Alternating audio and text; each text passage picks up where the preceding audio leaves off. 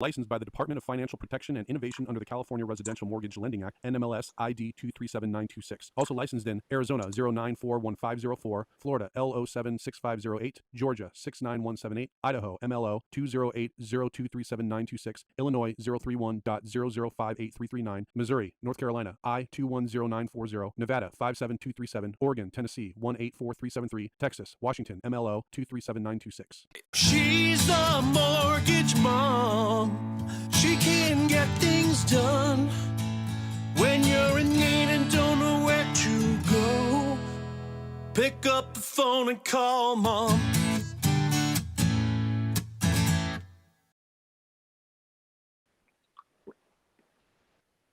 All right, so welcome to Mortgage Mom Radio. I am Debbie Marcoux. I am the Mortgage Mom, and today we're going to be talking about DSTs.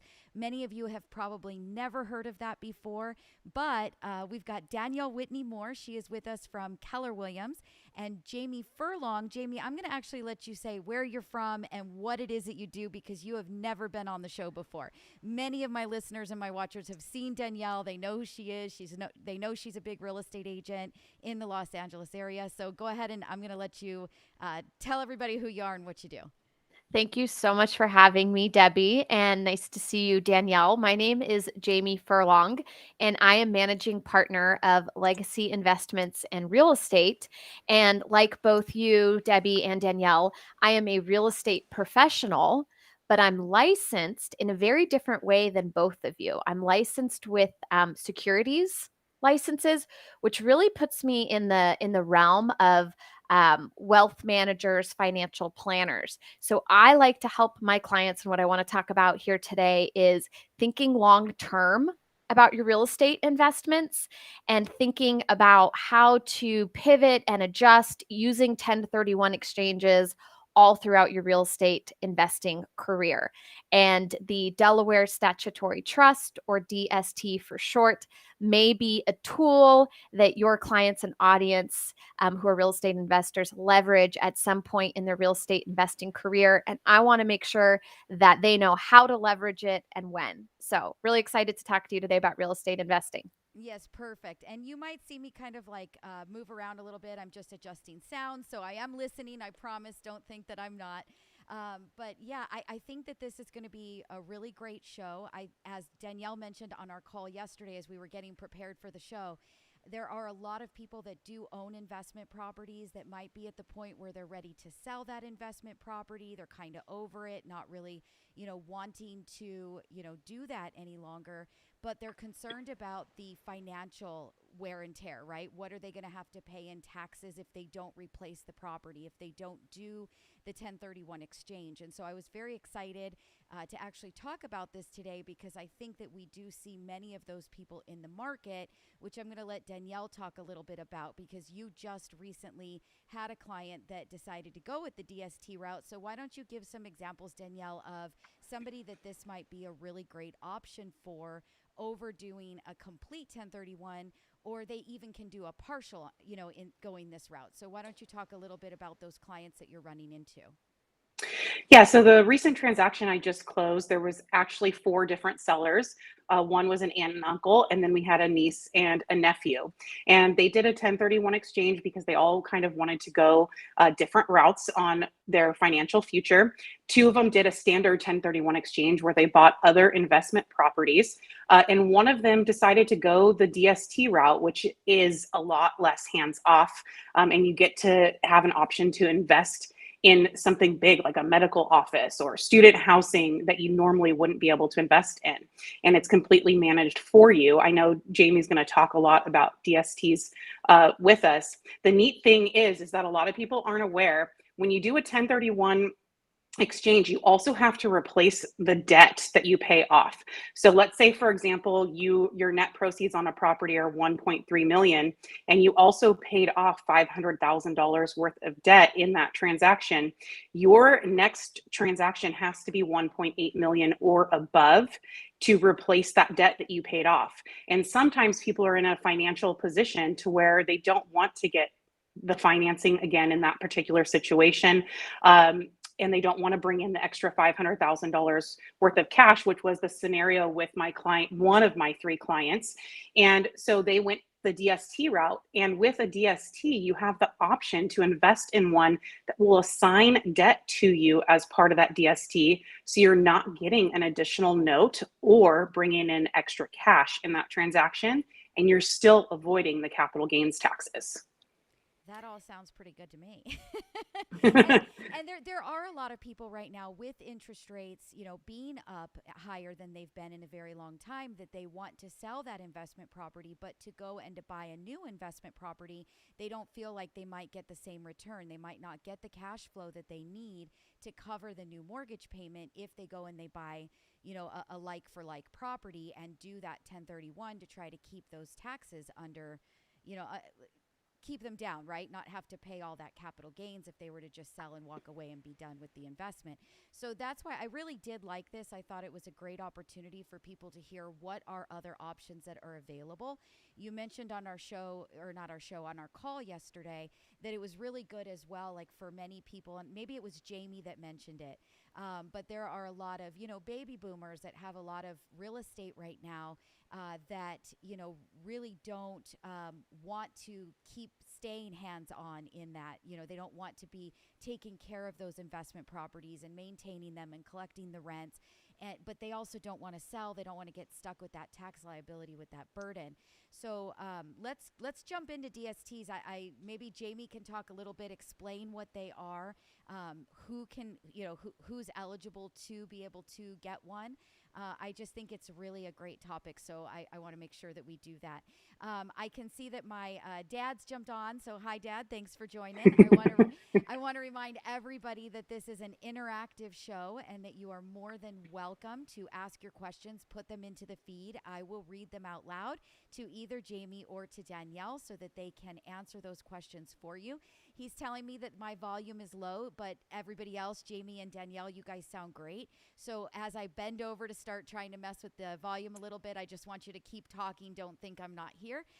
But Jamie, explain what a DST is. You gave us the full name, but give it to us again, and then explain how it works. Where are they putting their money? Who can do this? Who's eligible? All that good stuff. Fantastic. Happy to. And Debbie started the conversation by saying DSTs are not known to many people. So let's take a couple minutes to get a little technical, and then we can go back to kind of strategy and opportunities. So like I said, I'm a securities licensed professional, and the Delaware Statutory Trust is classified by regulators as a security primarily because it's a passive investment. So like buying stock in a company, that stock entitles you to certain benefits, but you're not the decision maker. You're not you're not necessarily in a boardroom or the president of the company calling the shots. DSTs create a similar buy-in opportunity. We are talking about real property, bricks and sticks, with physical address, deed and titled, but deed and title is in the name of this trust. And that entity provides some protection to the investors. It also removes any management obligation to the investor. So there's a really long suitability process to really determine if this kind of investing is right for you. But once that suitability has been determined, I can show you an inventory of DST properties that I'll pick for you that I think you might like. It could be a self-storage building, a medical office, an apartment complex, whatever makes sense based on where we are in the market. And when you buy into one of these properties, you receive ownership, what we call a beneficial interest, and that ownership satisfies your 1031 exchange. That's really important. So when you sell that rental property and reinvest in a DST, taxes can be deferred. And that ownership entitles you to the potential benefits that you're used to, like monthly income. We're going to look at this storage property and we're going to see that there's tenants and there's leases and there's people paying rents. Bills are going to be paid. If a mortgage is in play, the debt service is going to be paid. And then net proceeds, are distributed to the owners of that building who are the investors. Other potential benefits include tax write-offs and deductions, a depreciation allocation depending on your basis. And then when the DST property sells, there's closing costs and expenses, but net proceeds are distributed to the owners of the property based on their percentage ownership. So it looks and feels a lot like what our clients are used to as real estate investors. The key difference is they're passive. All management, all decision making is handled by the trustee, also referred to as a sponsor. So our clients go on vacation, hang out with their grandchildren, whatever it is they really want to do with their life, aside from fixing toilets and taking calls from tenants. Right. And another key thing is, I know a lot of agents work with clients that are doing 1031 exchanges, and you don't have to just invest in a DST as part of your exchange. So we could go out and find a replacement property, and say the replacement property is less than what you need to spend to defer your taxes. You can take those extra funds and invest the rest into a DST and do both of those as part of the exchange, a traditional real estate exchange purchase, plus defer the rest of your taxes by investing into a DST. And most DSTs, I think, have a minimum of somewhere between $50,000 to $100,000, correct, Jamie? Correct. And so if your client has a couple $100,000 left, this is an option for them to defer their tax and get to invest in two things: traditional real estate and a DST. I really like it because I feel that for somebody that is just kind of done taking care of a property, they just don't want to do that, but they also don't want to be hammered with the tax liability for selling the investment property that they've had. I really think that this is nice because they still own property. It's just a percentage of the property. So it's like owning a piece of an LLC. In this case, I'm assuming it's a trust. Each property's held in a trust, but you're owning a percentage of the trust for that particular property. And so you're still an owner of property. You're still getting what your percentage ownership is as far as monthly income. You're still getting, all of those same benefits. But like you said, you're passive. You're completely hands off. You're just receiving a check every month for what your portion is. Now, what I do think is important for people to understand, there were a couple of things you guys mentioned on our call yesterday, and I'm going to keep referring to that because this is new to me. I've never heard of DSTs before. I think it was something that was fabulous, and so I did want to bring it to my listeners and my watchers, to their attention, to understand that this is another option available, especially in this market right now where you could sell very high. Property values are definitely at a peak. They're at a great spot. But maybe you're just not quite ready to go and buy another. So, one thing I thought was important was how long, is this investment? So, Jamie, I do want you to talk a little bit about hey, this is not just a parking spot for your money, because we did talk about that yesterday. So talk about what their, how long is their money going in if they buy into something in this direction? Yes. Thank you, Debbie. That's a really important consideration. And I know we keep talking, we keep using the word options, and that's what this call is about, is between this team of professionals on this call, we have the availability to talk to the real estate investor about different options. Danielle, as a realtor, as a real estate professional, has the option to share with you all the opportunities that exist when you want to be hands-on and have total control. My specialty is when you don't want to be as hands-on and are comfortable relinquishing control. That's where I can help. And there's a lot of potential benefits, like we've talked about. There are also some serious limitations that we'll talk about with the investor. And that includes, Debbie, the question you're asking, hold period, illiquidity. By its very nature, real estate is a long-term, relatively illiquid investment. If you want your money out, it requires that you sell the property. And DSTs are the same way. To get out, to get back your invested capital or any appreciation, the property needs to be sold. And that decision to sell is not made by you. You do not call me a month later, a week later, 2 years later and say, I have another great opportunity. I want out of that DST property. Sorry, no, sorry. Instead, Keep going. We've got a dog moving the camera. I'm like, oh, I'm gonna see I'm waiting for the camera to just like literally go over. Sorry. no, Keep going. that's funny. So instead, to be a suitable investor in a DST, you need to be comfortable with an investment period that could be 4 to 10 years. The historical average, when you look back at how long hundreds of these DSTs have been held, it's about 4 to 7 years. Okay. Liquidity and thinking about your budget, your balance sheet, your net worth. We're really going to talk about liquidity and whether or not this kind of long-term hold fits your lifestyle, fits your investment goals. Now, let me ask you a question. Is it possible to sell their share that they've bought in? So let's say, for example, they come to you and they say, I'd really like out of this. And obviously, if it's a medical building, it could be something that the majority shareholders aren't ready to sell. They may never sell, right? Is it possible to put their share up for sale so that somebody could then buy in and take over their share? Yeah, I was having a conversation about this very topic this morning. The ownership is legally transferable. We haven't introduced the phrase yet, accredited investor, but that is one suitability requirement, that someone investing in DSTs be what we call an accredited investor, which means they have a net worth of $1 million outside of their primary residence, or income of $200,000 if they're single, $300,000 if they're married.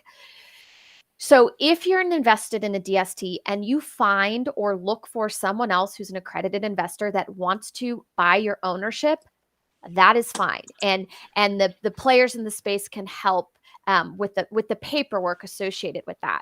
Here's what we don't know. Who's going to buy it? What price are they going to pay you for it?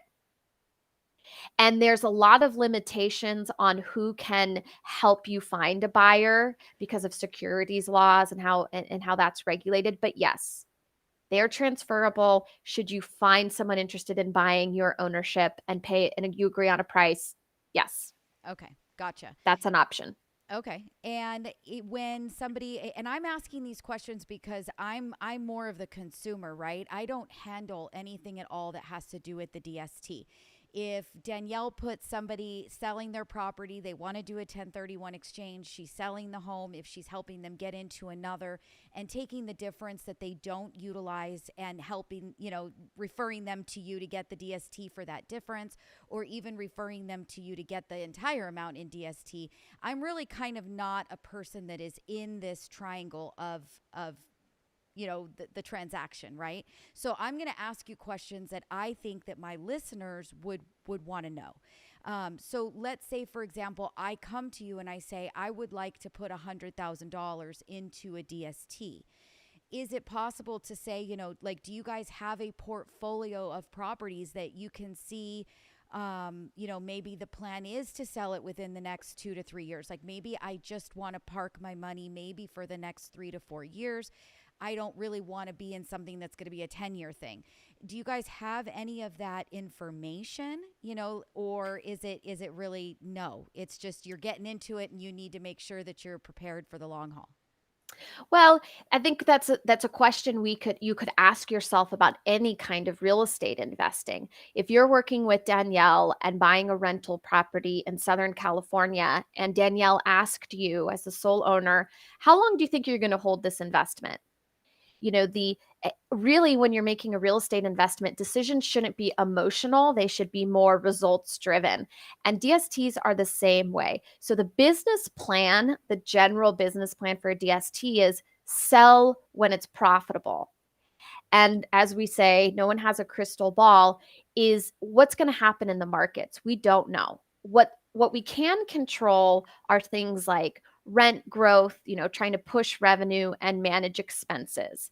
And in that way, we have some control to try to increase the net operating income, which impacts the value of the property when you go to sell. What we can't control are interest rates, unemployment rates, recessions, larger market considerations that are going to impact timing.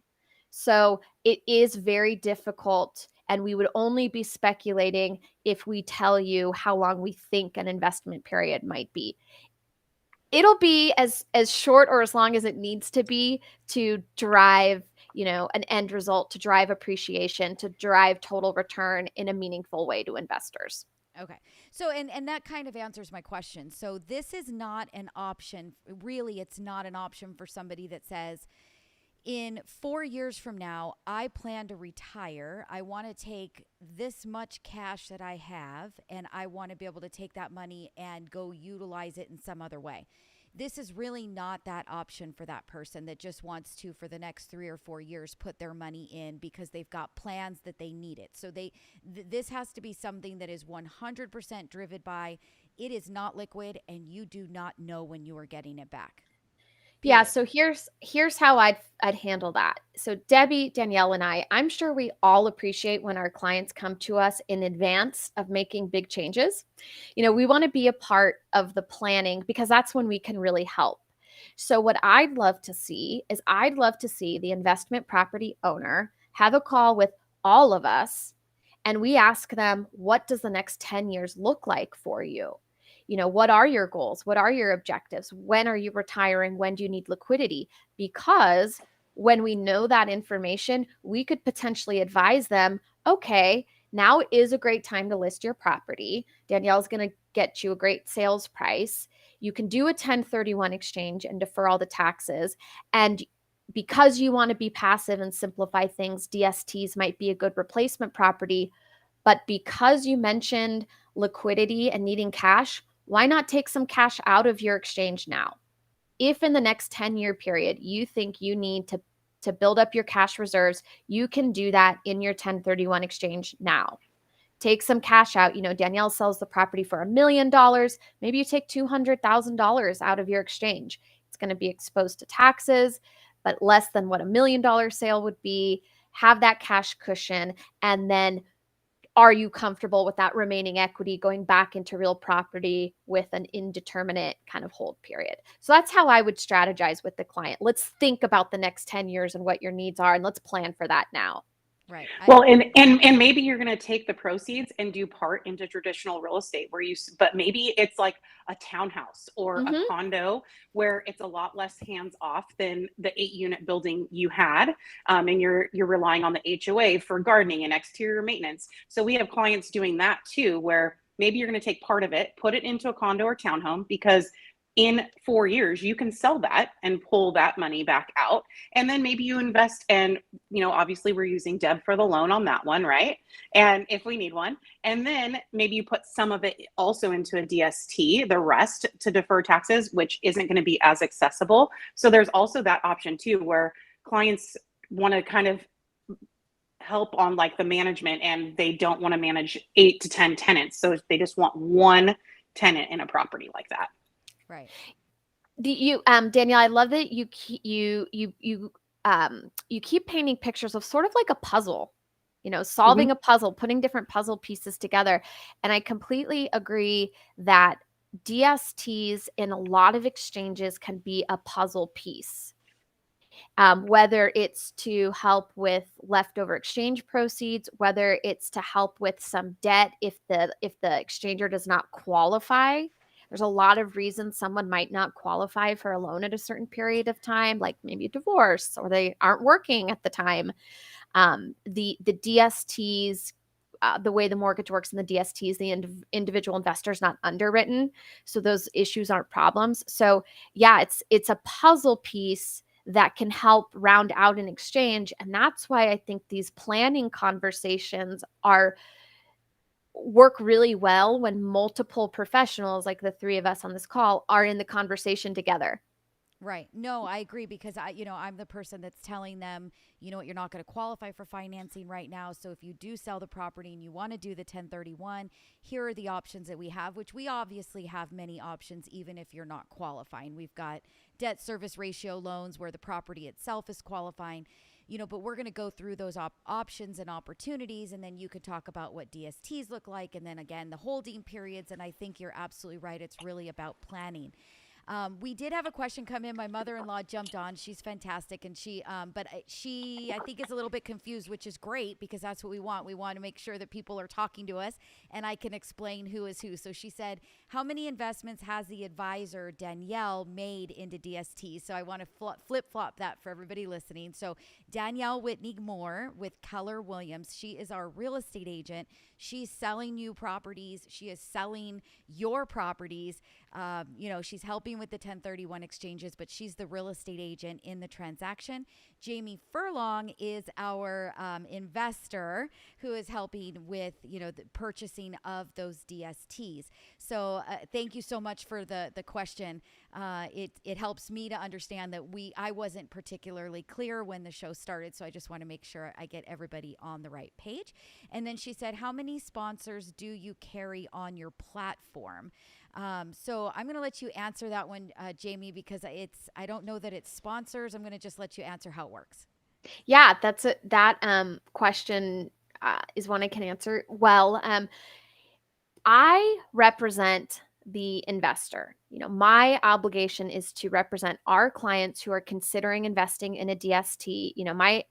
I'm required by law to do what's in their best interest. So I'm representing them and their interests. On the other side of it, I'm 24/7 vetting the DST properties and the DST sponsors. So those are a third party where I'm both myself personally, my company, and my broker dealer have a very specific due diligence funnel.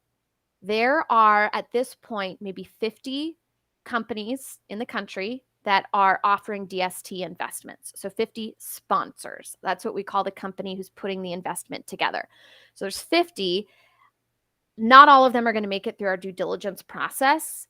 And the end result is over the course of a year, I'd probably be working with up to 30 different sponsors and probably will have hundreds of DSTs available on a rolling basis over the year. So we're really focused on quality. We're not going to work with every DST sponsor because we don't think all of them are worth working with.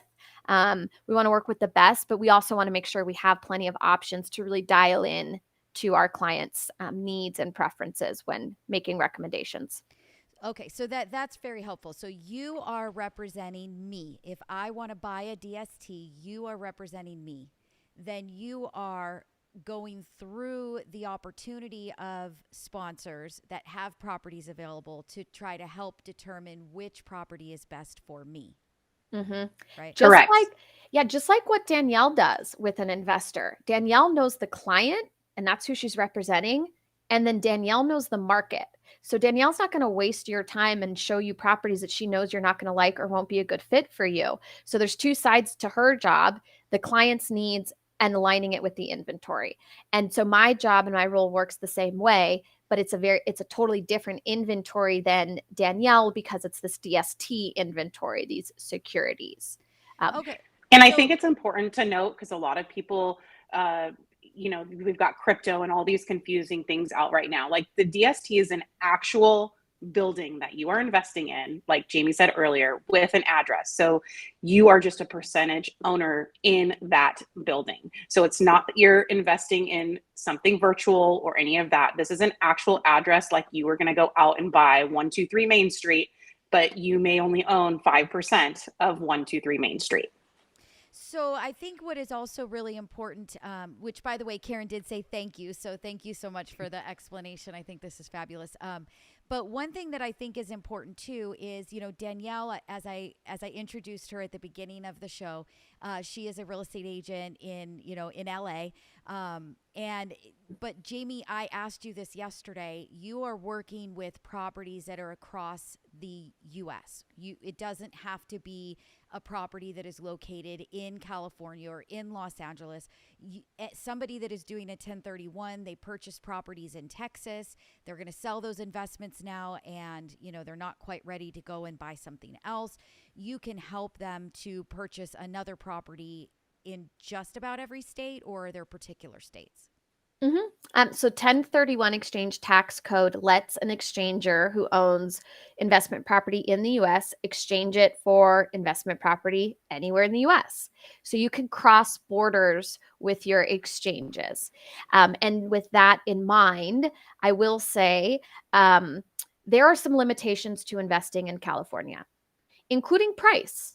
For a lot of people, real estate in California can be cost prohibitive. Meanwhile, there's some great markets across the US that you might want to tap into. And you can do that in your 1031 exchange. Furthermore, Danielle mentioned the minimum investment in DSTs is either $50,000 or $100,000. So there's a lower access point. But this frees the investor up. If they're ready to be passive, this frees the investor up to access markets and property types that they themselves might not be an expert on, like owning an industrial building in Houston, Texas. You don't have to be the expert. The sponsor is the one who's that falls on, and they put together a due diligence package, what we call a private placement memorandum, to share with the potential investor and me all of the information about that property and that market so that we can determine, hey, why should I buy an industrial building in Houston or an apartment building in Colorado, et cetera, et cetera. So that was going to be my next question, is when somebody is going to actually put money towards doing it this way as a DST, where they're going to become a fractional percentage owner, right, of a property. I'm assuming they're getting to see the numbers, right? They can see what the rents were that came in, the expenses. They get to see the full prospectus on this property before they're putting their money in. So not that it can ever be guaranteed, because you never know what's going to happen, right? Like, just like we talked about, we don't know what's going to happen with inflation. We don't know what's going to happen with employment. We don't know how interest rates are going to change, right? It's all questionable. We're all giving it our very best guess, or, we're our assumptions, right? But you can at least see past performance of this building. Is that correct? It is. We live in the world of big data, and the DST sponsor companies pay for and have access to a lot of data, and they're going to put that into the offering materials, including the appraisal. So it's super important to look at those numbers, because if you think about the motivation, the sponsor's trying to sell you something. They're putting together a package, and this is why we don't work with all of them. How legitimate or hard are they trying to sell you? They're going to put together an investment package that looks shiny and good. It's so important that you dig into the numbers and the details. And that's a big part of my job in representing the investor is, okay, what are we really working with? What's behind these beautiful pictures of this gorgeous apartment building? And so, yes, we'll go through that. And depending on the investor's level or expertise, you can get pretty deep with the data. You could go, there's really no limit to what numbers you can access or pick apart or digest when deciding if a property is the right fit for you. Okay, so we are going to take a super quick break, so you guys just chill out and relax. Manny's going to run a commercial or two, and then when we come back, I actually want to talk a little bit about the investment. So you're putting your money in. What's the expected return?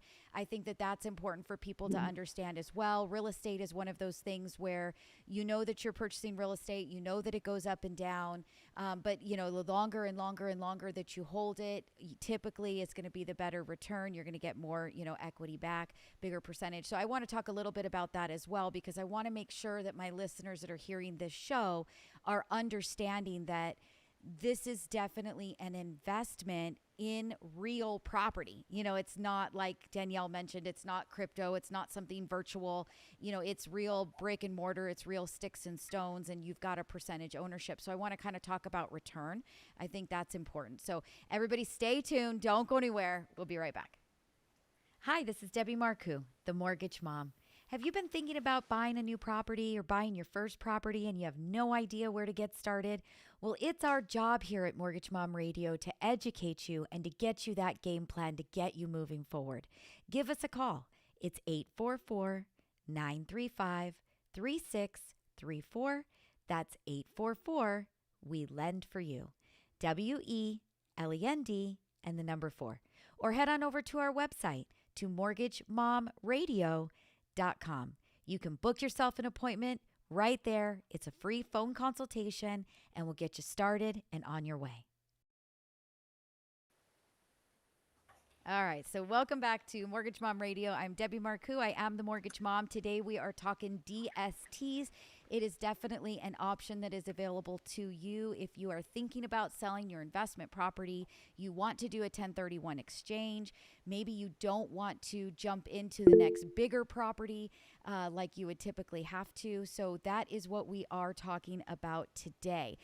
Right before break, I mentioned that I wanted Jamie to talk a little bit about returns. What can you expect in a return from buying into a DST? So let's talk about that real quick. Sure. It might not surprise you that one of the first questions someone asks me when they're walking into my office is, how much money am I going to make?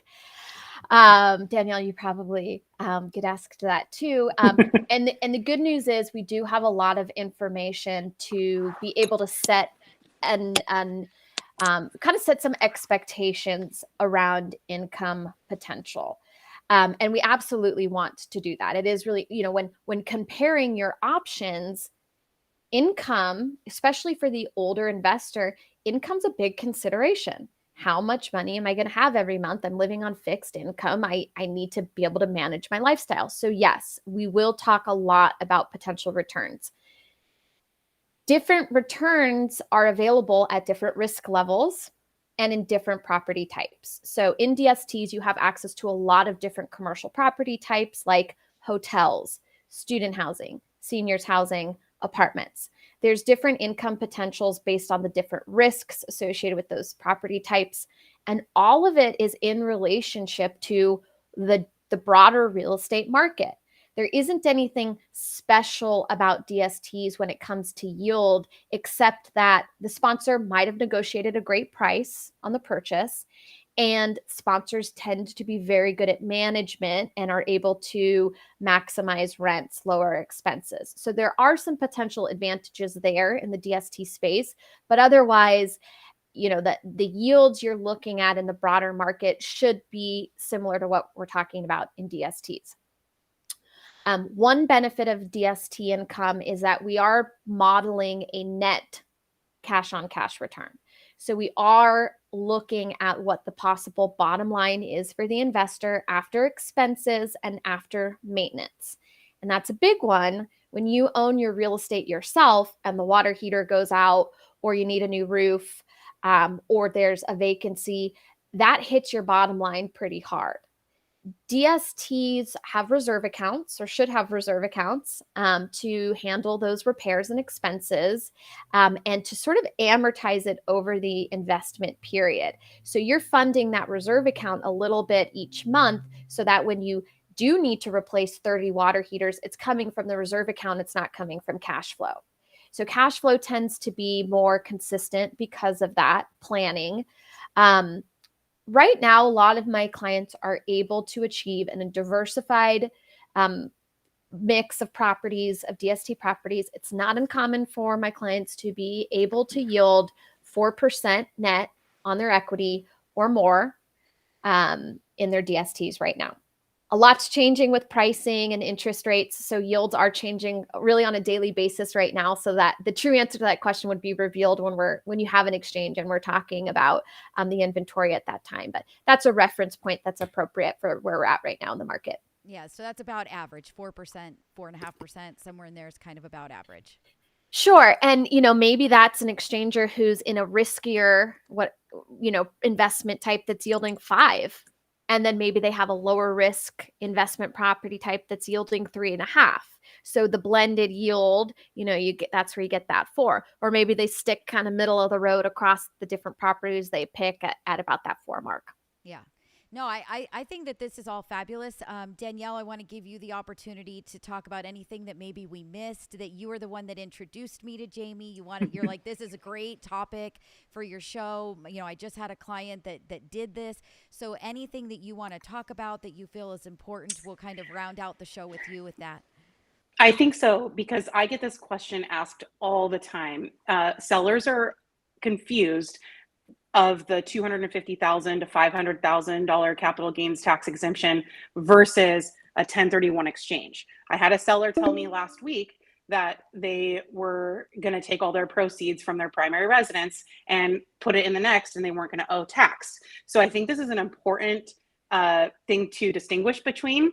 If you sell your primary residence and you've lived there for 2 out of the last 5 years, if you are single, $250,000 of your proceeds are exempt from capital gains tax. If you're married, it's $500,000. That is separate from what we're talking about today. Is you have an investment property that is not your primary residence. You're selling it and deferring all tax by going into a 1031 exchange and investing all of that money plus whatever debt you had on the property you sold into something else to defer capital gains taxes. So I do have blogs on my website on both differences, but I get asked that question so much where people are confused of when they would potentially owe capital gains taxes or not. It's very different than if it's your primary residence to a different primary residence. No, I think that's great. And that's why I wanted to make sure that we kind of touched on everything that we felt was important for the listeners to hear today. So I want to make sure that I do get your information out there. I want people to know who Danielle Whitney is, where she's at. You've been in this business forever. Me and you have been Yes. working. I don't even, I like 2 hands doesn't even count the amount of years that you and I have been working together. And then I want to make sure that Jamie can get her information out there as well for anybody that might be considering selling the investment property that would rather get into something more like a DST. They're kind of ready to wipe their hands of it. Jamie, I might even be giving my mom your information. She's got a property right now that she's kind of sick of thinking about maybe selling it. I'd hate to see her take some capital gains on that. So a DST might be a great opportunity for her.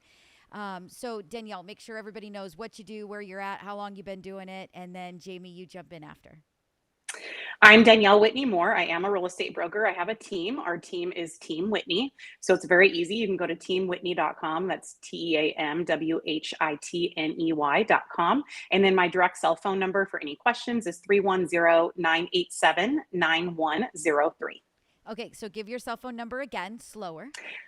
310-987-9103. Perfect. Just because when people are driving in their car and they're listening by radio on Saturday, they might not be able to, write that down. Anybody that's listening to the show that wants me to get you in touch with Danielle, obviously you can call me, the mortgage mom, and I will make sure that I put you guys together with her. So Danielle, I do really quick though want to talk about, kind of areas that you cover. So why don't you give them a rundown of, I have literally seen you go from Big Bear to Riverside. So talk about what areas that you can handle. Yeah, so we handle mainly the Los Angeles area, but we have a transaction we just finished up in Big Bear. I was out in San Bernardino yesterday. So mainly we're the Los Angeles area. My office is in Rancho Palos Verdes, so we're by the water.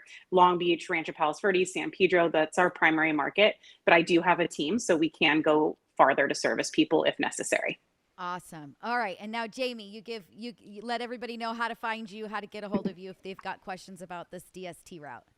Awesome. So Jamie Furlong, managing partner at Legacy Investments and Real Estate, physically located in Sacramento with a colleague in San Diego, but we have clients all over the country. Our phone number is area code 916-908-1031.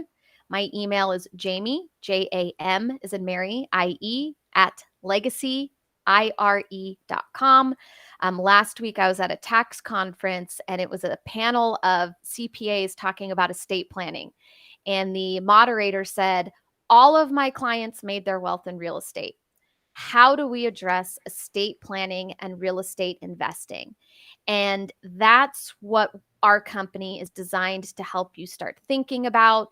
And for a lot of investors, Debbie, you mentioned your mom, later in life, being passive sounds pretty nice. Oh, earlier in life, you gotta call Danielle. Danielle's gonna help you get rich. We strive to help that capital preservation, that potential for consistent income. So it really is about laying out all the options, making a long-term plan, and having the right people on your team to help you see all the potential.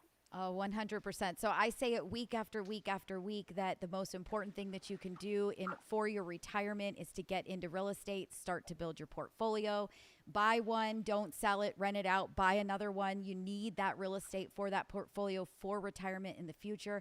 And this is just, proof that that is the case. You start to sell that portfolio and you start to get into DSTs where somebody else is taking care of it for you. So this was great. Thank you so much, Danielle, for bringing it to my attention. I think this is wonderful, information to bring to my listeners.